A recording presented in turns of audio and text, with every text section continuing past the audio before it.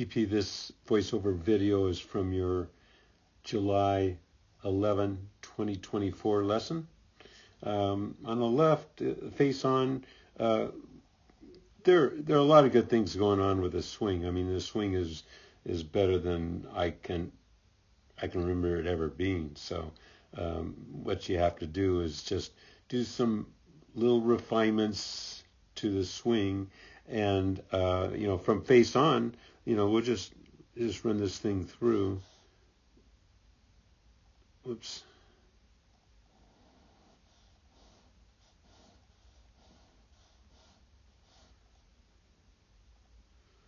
Okay, so I like the way you're turning through. You're getting your belt buckled to the target. There's a little bit of commotion that will eventually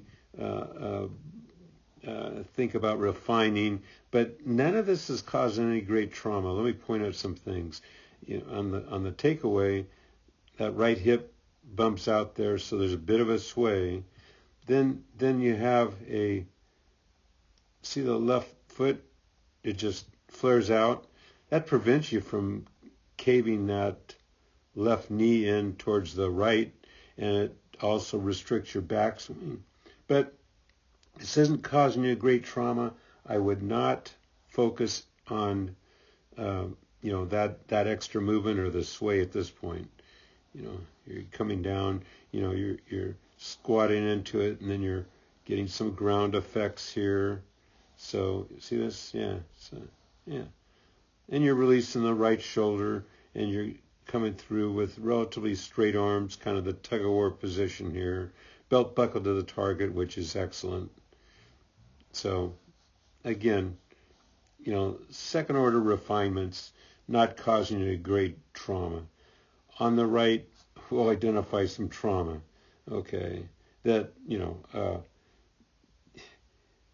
you build a system around a swing. Well, let's just play this thing through. Now, these are the lines you're going to have to memorize. See these yellow lines? Okay, those represent lines parallel to the swing plane. The swing plane isn't on one of the yellow lines or the other. I could draw a million of those lines that originate from the shaft angle at address. So So you want to keep the shaft parallel to the swing plane, which is these yellow lines in this video.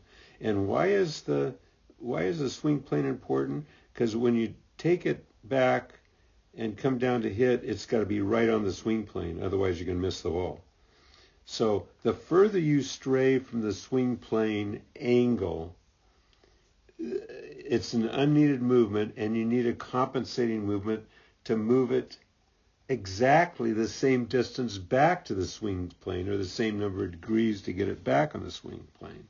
So you take it away, and we talked about in the lesson, you're kind of throwing your hands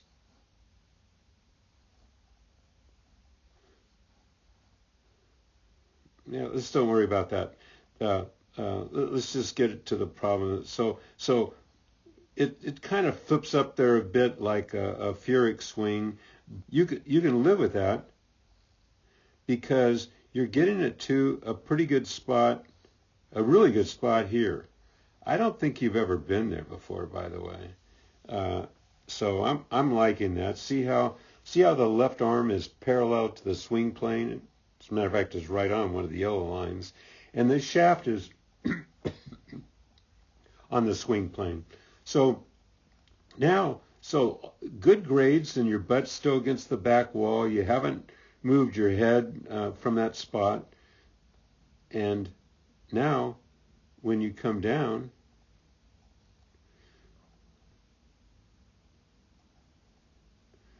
see how this angle compared to the yellow line is getting steeper? And see how the butt of the club, see that the vertical blue line it's on? Okay, that represents the position of the butt of the club with respect to the distance from the ball. So, and see that red cross, red X, that's where the butt of the club started. So to hit the ball at impact, the butt of the club has to be reasonably close to that red X. So you get the hands, but this is the report card. This is the guidepost that all good players. Okay, so at this point,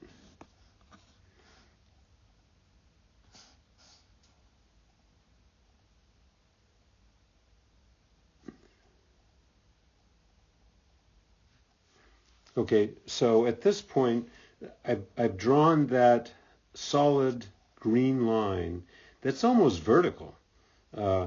That's where your shaft is. Now you can see that kind of that blur, silver blur above your head that intersects your head about a little above your ear.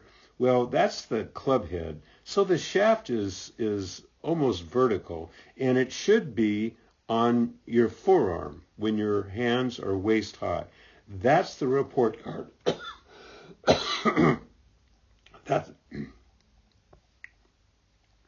So that dotted green line is the report card. That's your guidepost. So your work in the mirror on the downswing, when your hands are waist high, you need that shaft right there. And the other thing is that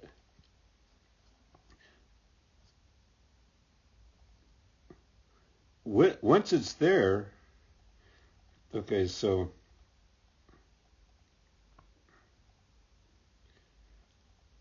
you can't see it, but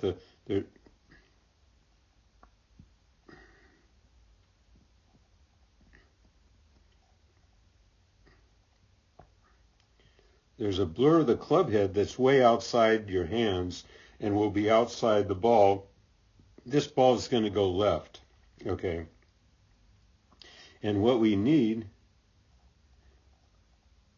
is we need at that position where your hands will basically be where from down the line where the butt of the club started at address. The second red circle is where it should be. So, and what I recommend is, if I can get this thing off here, is you run this video on your PC, do a freeze frame and print it off. That's what's causing you trauma, okay? There's a lot of good things in here. Your head is reasonably in the right place. Your butt is close enough to the back wall. It's just you come in way too steep. Then what happens is, if you don't lift up and do some early extension, body extension, you're going to jam a fork in the ground like a foot behind the ball. So we'll come out of this thing and try to save it. See how you're kind of losing your spine angle? Losing it totally. You just don't want to hit the ground. So, that's when you come in that steep, the ball is going to go left or fat, and then it goes left enough, and then you decide to leave the club face open and hopefully slice it back to the middle of the fairway. So you have a lot of these errors that crop up when you come in too steep.